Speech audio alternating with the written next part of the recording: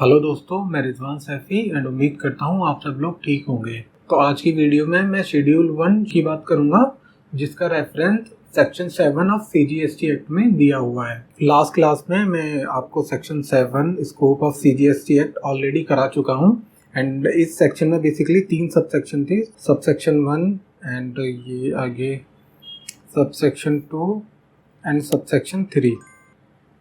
तो बेसिकली अगर मैं इस सेक्शन को समराइज करूं तो देखिए, बेसिकली सब सेक्शन 1 बोलता है कि इन केस कोई भी हम सेल करते हैं, ट्रांसफर करते हैं, बार्टर करते हैं फॉर ए कंसिडरेशन, उसमें मतलब कंसिडरेशन भी होना चाहिए एंड वो बिजनेस से रिलेटेड होना चाहिए, तो हम उस केस को सप्लाई मानेंगे, उस पर जीएसटी चार्ज करेंगे। बट कुछ सिचुएशन जो कि पॉइंट नंबर सी में दी हुई है कि यहाँ एक शेड्यूल नोटिफाई किया गया है इन्होंने, शेड्यूल 1, और उसमें बहुत सारी लिस्ट दी हुई है एक्टिविटीज़ की। जो भी एक्टिविटीज़ वहाँ मेंशन है, इवन उस केस में हम कोई कंसिडरेशन चार्ज नहीं करेंगे तो भी उस चीज़ को सप्लाई माना जाएगा एंड उस पर जीएसटी चार्ज करेंगे। तो आज की इस क्लास में बेसिकली मैं शेड्यूल 1 पे डिटेल डिस्कशन कर रहा हूँ, ठीक है। देखिए, गवर्नमेंट ने बेसिकली शेड्यूल 1 बनाया एंड जिसमें गवर्नमेंट ने उसकी हेडिंग रखी है activities to be treated as supply even if made without consideration. अगर आप किसी सप्लाई के केस में कंसिडरेशन भी चार्ज नहीं करोगे तो भी गवर्नमेंट उसको सप्लाई मान लेगी एंड उस पर जीएसटी चार्ज करेगी। शेड्यूल 1 में बेसिकली गवर्नमेंट ने 4 ये एंट्रीज दी हैं जिनको इवन विदाउट कंसिडरेशन भी हम सेल या सप्लाई करते हैं तो उस केस को हम according to GST law supply मानेंगे एंड उस पर जीएसटी के प्रोविजन एप्लीकेबल होंगे। एंड देखिए, यहाँ मैंने बेसिकली ये समरी दी है एंड इन सभी को मैंने डिटेल में आगे समझाया है, तो मैं 1 बाय 1 आपसे डिटेल में डिस्कशन कर लेता हूँ। देखिए, एंट्री नंबर 1 है, ये बोलता है परमानेंट ट्रांसफर और डिस्पोजल ऑफ बिजनेस एसेट्स, ठीक है, where input tax credit has been availed on such assets. तो बेसिकली ये सेक्शन बोलता है कि इन केस हम किसी भी बिजनेस एसेट को परमानेंटली ट्रांसफ़र करेंगे या डिस्पोजल करेंगे, उस केस में इन केस हमने उस बिजनेस एसेट पे आईटीसी लिया हुआ था। देखिए, जब भी हम कोई बिजनेस में गुड्स परचेज करते हैं तो हमें उसका ये चेक करना होता है कि इसका हमें आईटीसी मतलब इनपुट टैक्स क्रेडिट अवेलेबल है या नहीं। तो अभी मैं मान के चलता हूँ फॉर द सिंप्लिसिटी कि 99% केसेस में गुड्स का आईटीसी अवेलेबल होता है, बट कुछ एक्सेप्शनल कंडीशन है जहाँ गुड्स का आईटीसी अवेलेबल नहीं होता। तो ठीक है, जब भी हम परचेज करते हैं अपना जीएसटी में तो हम नॉर्मली उसका इनपुट टैक्स क्रेडिट ले लेते हैं। तो ये बेसिकली उसी केस को कवर कर रहा है कि हमने कोई बिजनेस एसेट खरीदी थी एंड खरीदने के टाइम पे जो भी उस पर जीएसटी पे किया था उसका हमने आईटीसी अवेल कर लिया था एंड उस बिजनेस एसेट्स को अब हम परमानेंट ट्रांसफ़र कर रहे हैं या फिर डिस्पोजल कर रहे हैं। डिस्पोजल मीन्स उसको अपने यहाँ से ख़त्म कर रहे हैं, ठीक है। तो उस केस में चाहे हम फ्री में कर रहे हैं, विदाउट कंसिडरेशन कर रहे हैं, कोई कंसिडरेशन चार्ज नहीं करेंगे उस ट्रांसफ़र या डिस्पोजल पे, तब भी उस केस को हमें सप्लाई मानना पड़ेगा, बिकॉज ये शेड्यूल 1 का पर्पज़ ये है कि शेड्यूल 1 में जो भी एंट्रीज हैं वो विदाउट कंसिडरेशन भी होगी, उसको सप्लाई मानेंगे, ठीक है। तो इवन हम विदाउट कंसिडरेशन भी ये एक्टिविटी करेंगे तो हमें सप्लाई मानना पड़ेगा।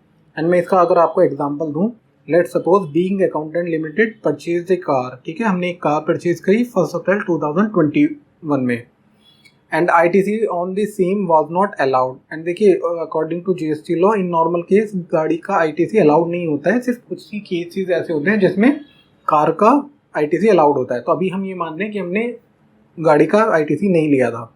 Under the provision of the act they donated the car to an orphanage to carry the kids from school to orphanage. They did not charge anything. तो basically being accountant limited ने क्या किया, जो गाड़ी खरीदी थी जिस पे आईटीसी नहीं लिया था, उस गाड़ी को बेसिकली किसी ऑर्फनेज को डोनेट कर दिया कि इस गाड़ी से आप जो भी बेसिकली किड्स होंगे उनका आना जाना कर सकते हो उनकी हेल्प के लिए। एंड हमने क्या किया, बेसिकली हमने जो ऑर्फनेज था उससे कोई कंसिडरेशन चार्ज नहीं किया, फ्री में गाड़ी दी। तो अब इसमें अगर देखिए इस ट्रांजैक्शन को देखेंगे कि हम सप्लाई मानना है नहीं मानना है, तो हमें ये एंट्री पढ़नी पड़ेगी। एंड ये एंट्री बोलती है कि कोई भी बिजनेस एसेट्स है जिसका आईटीसी लिया है एंड उसको बिना कंसिडरेशन के ट्रांसफर कराए तो सप्लाई मानेंगे। बट यहाँ पे देखिए, जो गाड़ी है उसका हमने आईटीसी लिया ही नहीं है, तो इट मीन्स आईटीसी नहीं लिया, तो इट मीन्स ये प्रोविजन पे हम पे एप्लीकेबल नहीं होगा। तो इसका मतलब ये है, इसको हम सप्लाई नहीं मानेंगे एंड इस पे जीएसटी चार्ज नहीं होगा, ठीक है, इस केस में बेसिकली जो हमने गाड़ी फ्री में दे दी थी। एंड सेकेंड केस है, will it make any difference if instead of car the mobile was donated on which ITC was taken? ठीक है, तो मान लो यहाँ पे दूसरी सिचुएशन की बात कर रहा है. लेट सपोज हमने कार की जगह ऑर्फनेज को एक मोबाइल दिया कि ये एक मोबाइल रख लो एंड ये आपको बेसिकली हेल्प करेगा आपके ऑर्फनेज को मैनेज करने में. एंड देखिए हमने उस पर ITC भी ले लिया था, ये क्लियरली मेंशन है. तो उस केस में हमें एंट्री नंबर 1 एप्लीकेबल हो जाएगा क्योंकि हमारे बिजनेस एसेट भी है एंड उस पर ITC हमने ले लिया एंड उनको ट्रांसफर भी कर रहे हैं विदाउट कंसिडरेशन. तो इस केस में बेसिकली एंट्री नंबर 1 कर जाएगी एंड इस केस को हमें सप्लाई मानना पड़ेगा मोबाइल ट्रांसफर वाले केस को. ठीक है, तो एंट्री नंबर 1 ये था. अब मैं आपको बताऊंगा एंट्री नंबर 2. देखिए एंट्री नंबर 2 बोलती है सप्लाई ऑफ गुड्स सर्विसेज और बोथ बिटवीन रिलेटेड पर्सनस. ये इंपॉर्टेंट चीज़ है, रिलेटेड पर्सनस.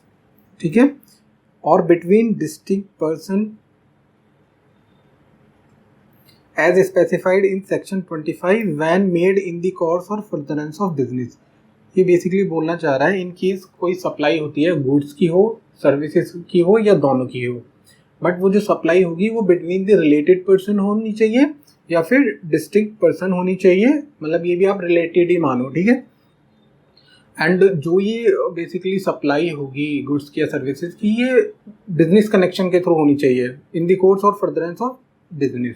तो उस केस में अगर हम विदाउट कंसिडरेशन भी ये सर्विसेज देंगे तो भी हम सप्लाई मानना पड़ेगा. ठीक है, बट यहाँ पे एक प्रोविजन में क्लियरिटी दी है, provided that gift not exceeding 50,000 rupees, means 50,000 की बात कर रहा है. In value in a financial year, in a financial का मतलब एक फाइनेंशियल ईयर की बात कर रहा है. By an employer to an employee shall not be treated as supply of goods और सर्विसेज और बोथ. बेसिकली यहाँ पे क्लियरिटी दी है, इन केस कोई एम्प्लॉयर है, एम्प्लॉयर मतलब जो एम्प्लॉई को एज एम्प्लॉई हायर करता है. ठीक है, तो एम्प्लॉयर एंड एम्प्लॉय रिलेशनशिप की बात कर रहा है. तो इन केस कोई एम्प्लॉयर एम्प्लॉय को गिफ्ट देता है अप टू 50,000 रुपीज़. ठीक है, क्योंकि इसमें लिखा है नॉट एक्सीडिंग, 50 से क्रॉस नहीं हो. ठीक है, तो उस केस में बेसिकली उसको हमें सप्लाई ट्रीट नहीं करना है. ये जस्ट एक्सेप्शन दिया हुआ है. इसके अलावा चाहे सप्लाई इवन 100 रुपीज़ की भी होगी तो भी वो बेसिकली सप्लाई मानी जाएगी. ठीक है, सिर्फ इस सिचुएशन को छोड़कर, एम्प्लॉय रिलेशनशिप वाली बात को छोड़ के अगर हम ये एप्लीकेबल होता है और किसी केस में तो इवन 100 रुपीज़ का भी ट्रांजैक्शन होगा तो भी उसके सप्लाई माना जाएगा. ठीक है, तो ये बेसिकली एंट्री क्लियर कर रही है. सप्लाई ऑफ गुड्स सर्विसेज कुछ भी करते हैं between the related person in the course of furtherance of business. तीनों चीज़ सेटिस्फाई होनी चाहिए, सप्लाई ऑफ गुड्स या सर्विसेज होनी चाहिए, आपका रिलेटेड पर्सन होने चाहिए एंड जो सप्लाई होगी वो इन द कोर्स और फर्दरेंस ऑफ बिजनेस होगी, तो उस ट्रांजैक्शन को हम सप्लाई मानेंगे. मैं एक सिचुएशन लेता हूँ. लेट सपोज मेरा कोई रिलेटेड पर्सन है. ठीक है, मैं उसको लाइक मैं सी हूँ. ठीक है, अब मेरा कोई रिलेटेड पर्सन है, वो मुझसे बोलता है कि ऐसा है मुझे आप ट्यूशन पढ़ा दो अकाउंट्स का. तो मेरा जो मेन कोर्स ऑफ बिजनेस है वो है कंप्लायंस का. ठीक है, अभी मैं कंपनी स्टेशन, ऑडिट, अकाउंटिंग ये सब करता हूँ, बट वो मुझसे अभी बेसिकली ट्यूशन क्लासेस के लिए बोल रहा है जो कि मेरा मेन बिजनेस नहीं है. तो इन केस मैं उसको ट्यूशन क्लासेस देता हूँ फ्री में, तो उस केस में ये एंट्री नंबर 2 हिट नहीं करेगी. रीज़न बीइंग कि वो जो मैं उसको सर्विसेज दे रहा हूँ वो इन दी कोर्स और फर्दरेंस ऑफ बिजनेस नहीं है. इन केस वही सेम रिलेटिव मुझसे बोलता है कि ऐसा है कि मेरी कंपनी स्टार्ट कर दूँ और मैं उससे कुछ नहीं चार्ज कर रहा, मतलब ठीक है, and in normal case let suppose company registration का 20,000 का खर्चा आता है एंड मैं अपने रिलेटिव से कुछ नहीं ले रहा हूँ, तो ये जो मैं सर्विस दे रहा हूँ बेसिकली उसको इन दी कोर्स और फर्दरेंस ऑफ बिजनेस है, मतलब मेरे नेचर ऑफ बिजनेस से कनेक्टेड है. तो इस केस में बेसिकली उसको सप्लाई माना जाएगा एंड जो अप्रॉक्स 20,000 वैल्यू है जो मैं नॉर्मली दूसरे बंदों से चार्ज करता हूँ बट अपने रिलेटेड से नहीं कर रहा, तो उस पर मुझे GST की लाइबिलिटी देखनी पड़ेगी. ठीक है, आएगी एंट्री नंबर 2 के अकॉर्डिंग. तो इसमें बेसिकली हर बेसिकली वर्ड्स का अपना एक इम्पोर्टेंस होता है, तो वो आपको सीखना है कि एक एक वर्ड का क्या इंटरप्रिटेशन होता है. ठीक है, बट यहाँ पे एक एक्सेप्शन दे दिया कि एम्प्लॉय के केस में मैं 50,000 तक का उसको basically free of cost supply दे सकता हूँ गिफ्ट्स की या सर्विसेज की. ठीक है, एंड देखिए जो मैंने रिलेटेड पर्सन यहाँ पे वर्ड यूज़ हुआ था, तो यहाँ पे बेसिकली लॉ ने क्लियर कर दिया है कि किस किस को हम रिलेटेड पार्टी बोलेंगे, क्योंकि अगर ये लॉ डिफाइन नहीं करेगा कि किसको हम रिलेटेड पार्टी बोलेंगे तो कल को बेसिकली जो ऑफिसर होंगे वो हर किसी को रिलेटेड बना देंगे, लाइक मेरा दोस्त होगा बोल देंगे कि भाई ये भी तेरा रिलेटेड पर्सन है, लाइक किसी से कोई दुआ सलाम भी ऐसे ही चलते फिरते तो वो बोलेंगे कि हाँ इसको तो तुम पहले से जानते थे इसलिए तुमने इसको फ्री में दिया है एंड ये आपकी रिलेटेड पार्टी है, इसलिए इस एंट्री के अकॉर्डिंग हम आप पे जीएसटी लेंगे। एंड हमेशा क्लाइंट ये चाहेगा कि हर किसी को वो बोलेगा कि ये मेरा रिलेटेड पर्सन है ही नहीं, ठीक है। तो इस बेसिकली कन्फ्यूजन को दूर करने के लिए डिपार्टमेंट ने क्या किया, रिलेटेड पार्टी की डेफिनेशन दे दी, तो जो भी इस डेफिनेशन में आएगा उसी को हम रिलेटेड पार्टी मानेंगे। देखिए इस डेफिनेशन के according person shall be deemed to be a related party, किस केस में हम डीम्ड मीन्स मान लेंगे, चाहे एक्चुअल में आप कुछ भी सोचो फर्क नहीं पड़ता। कौन कौन से person, such person are officer और director of one another business. Let suppose अगर कोई एक बिजनेस है, ठीक है, कंपनी है, इसका कोई भी ऑफिसर या डायरेक्टर होगा तो उनके बीच में कोई ट्रांजैक्शन होगी तो उसको बेसिकली रिलेटेड पार्टी ट्रांजैक्शन माना जाएगा। ये मान लीजिए ऑफिसर है एंड ये डायरेक्टर है, ठीक है, अगर ये आपस में ट्रांजैक्शन करेंगे तो ये रिलेटेड पार्टी माना जाएगा। एंड सेकंड बोलता है such persons are legally recognised partner in business. Let suppose एक कंपनी है, ठीक है, एंड ये दोनों अगर इस कंपनी के पार्टनर हुए तो उस केस में भी बेसिकली ये तीनों आपस में रिलेटेड पर्सन माने जाएंगे। Such person are employer and employee. Let suppose कि जो ट्रांजैक्शन हो रहा है बिटवीन एम्प्लॉयर एंड एम्प्लॉयज हो रहा है, जैसे अभी यहाँ पे बेसिकली आपने देखा होगा तो यहाँ पे 50,000 तक की तो एम्प्लॉयर एम्प्लॉई में छूट दे दी कि उसको सप्लाई नहीं मानेंगे, बट यहाँ पे उसको क्लियर किया गया है कि इन केस एम्प्लॉयर एम्प्लॉई होंगे तो उनको भी रिलेटेड मानना है, ठीक है। तो वहाँ पे क्या है, रिलेटेड मान रहे हैं बट 50,000 तक उस पर उसको स्कोप ऑफ सप्लाई से बाहर कर रहे हैं, ठीक है। तो इट मीन्स अगर मैं एम्प्लॉई को एक साल में 50,000 से 1 रुपया भी एक्स्ट्रा मैं उसको सप्लाई ऑफ गुड्स या सर्विसेज करूँगा विदाउट कंसिडरेशन, तो उस केस में उसको मुझे सप्लाई मानना पड़ेगा एंड उस पर जीएसटी का इम्प्लीकेशन मुझे बियर करना होगा, ठीक है। एंड हमारा फोर्थ पॉइंट है एनी पर्सन डायरेक्टली और इनडायरेक्टली ओन्स, कंट्रोल्स और होल्ड 25% और more of the outstanding voting stock और share of both of them. देखिए बोलता है, ये आपको मार्क करने वाली बात है कि 25% बोल रहा है यहाँ, ठीक है।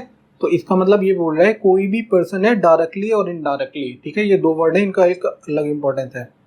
डायरेक्टली और इनडायरेक्टली जो किसी भी कंपनी का 25% शेयर होल्ड करेगा या उससे ज़्यादा, उसको बेसिकली रिलेटेड पार्टी मान लिया जाएगा। लेट सपोज मैं हूँ, ठीक है, मैंने रिलायंस इंडस्ट्रीज का 25% शेयर होल्ड कर लिया, ठीक है, तो मैं एज ए शेयर होल्डर 25% मेरा कंपनी में स्टेक है। तो इन केस रिलायंस मुझे कोई भी सर्विस देगी या गुड्स सप्लाई करेगी विदाउट कंसिडरेशन, तो उस केस में भी इसको बेसिकली सप्लाई मान लिया जाएगा, ठीक है, क्योंकि मैं रिलेटेड पार्टी हूँ because I hold 25% share of the Reliance, ठीक है। तो नेक्स्ट हमारा होगा वन ऑफ देम डायरेक्टली और इनडायरेक्टली कंट्रोल द अदर। अगर कोई ऐसे पर्सन है जो डायरेक्टली और इनडायरेक्टली एक दूसरे को कंट्रोल करते हैं तो उस केस में भी उसको बेसिकली रिलेटेड पार्टी मान लिया जाएगा, ठीक है। Both of them are directly और indirectly controls by a third person. Suppose कोई दो पार्टीज हैं एंड एक थर्ड पर्सन है कॉमन जो दोनों को कंट्रोल करता है, तो उस केस में भी उन दोनों को बेसिकली रिलेटेड पार्टी पर्सन मान लिया जाएगा। नेक्स्ट हमारा टुगेदर दे डायरेक्टली और इनडायरेक्टली कंट्रोल ए थर्ड पर्सन, या फिर दो पर्सन मिलकर किसी एक थर्ड पर्सन को कंट्रोल कर रहे हैं तो उस केस में भी ये बेसिकली रिलेटेड पार्टी की कैटेगरी में आ जाएंगे। नेक्स्ट है they are member of the same family. Let suppose अब यहाँ पे बेसिकली ब्लड रिलेशन की बात कर रहे हैं, अगर कोई आपकी ब्लड रिलेटिव है तो उस केस में भी उनको रिलेटिव मान लिया जाएगा, ठीक है। एंड देखिए यहाँ पे अगर मैं एग्जांपल दूँ बचने का, लेट सपोज यहाँ पे बेसिकली सबको कवर कर रहा है। लेट सपोज मेरा फ्रेंड है, ठीक है, एंड मेरा फ्रेंड बेसिकली इन किसी भी कैटेगरी में नहीं आ रहा है, ठीक है, वो रिलेटेड पार्टी की कैटेगरी में किसी में भी नहीं आ रहा, ठीक है। इन केस मैं अपने फ्रेंड को सर्विस देता हूँ, चाहे उसकी कॉस्ट 1 लाख से ही कुछ भी सही, इन केस में उसको प्रूव कर पाता हूँ कि ये रिलेटेड पार्टी नहीं है, तो उस केस में मैं उसको फ्री ऑफ कॉस्ट गुड्स या सर्विसेज दे सकता हूँ, उस पर जीएसटी नहीं लगेगा शेड्यूल 1 के अकॉर्डिंग, ठीक है। एंड देखिए एंट्री नंबर 2 में आगे पढ़ते हैं, तो यहाँ पे दे रहा है meaning of related person, explanation दे रहा है basically. The term person also include legal persons. देखिए ये बोल रहा है कि जो पर्सन की डेफिनेशन में हम पर्सन की बात कर रहे हैं उसमें लीगल पर्सन भी है। लीगल पर्सन का मतलब होता है लेट्स सपोज आपकी प्राइवेट लिमिटेड भी लीगल पर्सन होता है, ठीक है, पब्लिक लिमिटेड भी, आपका पार्टनरशिप फर्म हो गया, एलएलपी हो गया, ठीक है, जैसे पार्टनरशिप फर्म, आपका ट्रस्ट हो गया।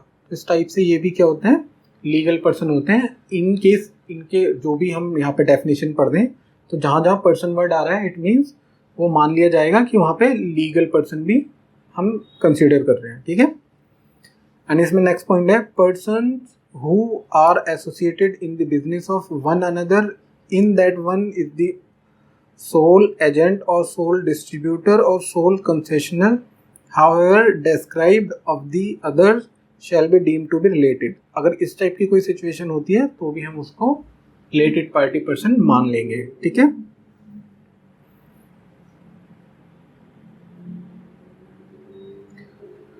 नेक्स्ट हमारी एंट्री है एंट्री नंबर 3 एंड टोटल मैंने आपको 4 एंट्री बताई थी इसमें, तो हम थर्ड एंट्री पे चल रहे हैं। एंड थर्ड एंट्री बोलती है सप्लाई ऑफ गुड्स। बेसिकली यहाँ पे सिर्फ गुड्स की बात कर रहा है। ये बोलते हैं supply of goods by a principal to his agent, ठीक है, प्रिंसिपल कर रहा है एजेंट को, where the agent undertakes to supply such goods on behalf of the principal, on behalf, ठीक है। और दूसरी सिचुएशन ले रहा है by an agent to his principal, ठीक है, यहाँ पे क्या कर रहा है, एजेंट प्रिंसिपल को कर रहा है। Where the agent undertake to receive, यहाँ पे बोल रहे हैं रिसीव, और यहाँ पे देखो बात कर रहा था सप्लाई की, such goods on behalf of the principal. तो बेसिकली यहाँ पे एजेंट एंड प्रिंसिपल से रिलेटेड ये 2 सिचुएशन कवर कर रहा है। एक सिचुएशन कर रहा है स्पेशली ये गुड्स की बात कर रहा है।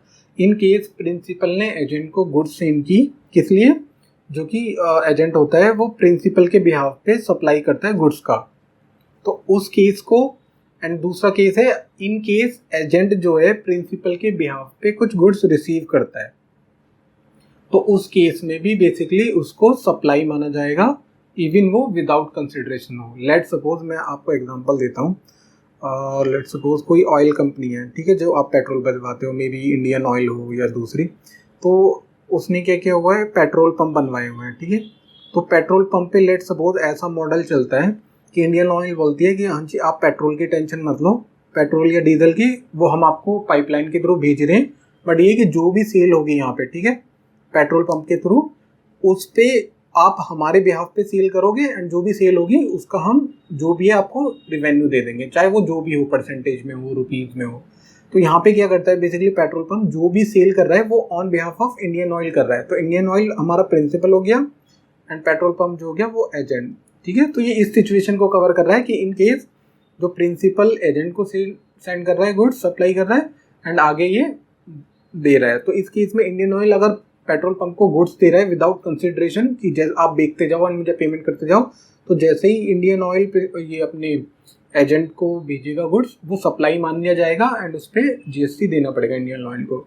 एंड दूसरी चीज़ ये बोलता है इन केस जो सप्लाई ऑफ गुड्स होती है एजेंट के थ्रू होती है अपने प्रिंसिपल को, ठीक है, ये उल्टा कर रहा है, where the agent undertakes to receive such goods on behalf of the principal.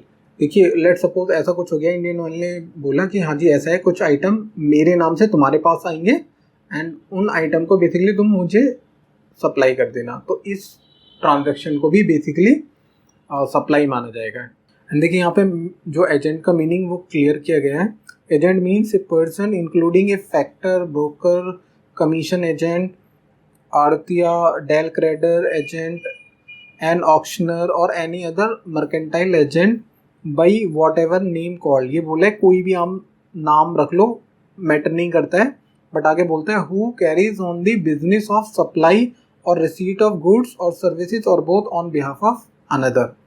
इसका मतलब ये बात कर रहा है कि आप कोई एक पर्सन है जो बेसिकली एक दूसरे के बिहाफ पे गुड्स का क्या करता है, सप्लाई करता है गुड्स की, या गुड्स की रिसीट करता है एक दूसरे के बिहाफ पे, उस बंदे को हम एजेंट मानेंगे। लेट सपोज कोई एक एक कंपनी है, कंपनी ए एंड दूसरा है कंपनी बी, ठीक है। अब यहाँ पे क्या हो रहा है, कंपनी ए एक लेट सपोज एक पार्टी है, इसको चाहिए मास्क, ये कंपनी ये बोलती है कि ठीक है आपको मास्क चाहिए, मैं कंपनी बी से तुम्हें मास्क दिला दूंगी। तो ये ए बोलता है कंपनी बी को ऐसा इस बंदे को मास्क चाहिए तो आप 1 लाख मास्क इसको दे देना। तो कंपनी बी क्या करती है, इसको 1 लाख मास्क बेच देती है, बट उसको मिस्टर ए को कमीशन दे देती है, लेट सपोज 50,000 रुपये कि तुमने मेरे मास्क भिजवाए तो आप 50,000 रुपये रख लो। तो इस केस में ये एजेंट नहीं माना जाएगा। इस डेफिनेशन के अकॉर्डिंग एजेंट का मतलब है जो एक दूसरे के बिहाफ पे सेल करते हैं। तो यहाँ पे किसी के बिहाफ पे सेल नहीं हो रहा, वो डायरेक्ट इसको सेल कर रहा है, ठीक है। लेट सपोज ये बोलता मिस्टर बी कि ऐसा है, जो भी मिस्टर बी क्या करता है, इसको मास्क देता 1 लाख, एंड ए से बोलता कि जो भी आपसे मास्क खरीदे आप टेंशन मत लो गुड्स की, मैं आपको भेज रहा हूँ, एंड आप जैसे जैसे सेल होता जाए मेरे बिहाफ पे आप सेल करते जाओ। तो जैसे यहाँ पे ए को इसने मास्क 1 लाख दिए बिना कंसिडरेशन के, and A on behalf of B बेचेगा, तो इस केस को ही इसमें बेसिकली कवर किया गया है एज ए एजेंट। एंड देखिए यहाँ बेसिकली एंट्री नंबर 4 है जो कि लास्ट एंट्री है, एंड ये बोलता है import of services by a person from a related person. देखिए रिलेटेड पर्सन का दोबारा वर्ड आ गया, तो इट मीन जो रिलेटेड पर्सन की डेफिनेशन हमने पहले पढ़ी है वो ही यहाँ पे काम आएगी, ठीक है। तो मेक श्योर आप रिलेटेड पर्सन की डेफिनेशन अच्छे से समझते हो।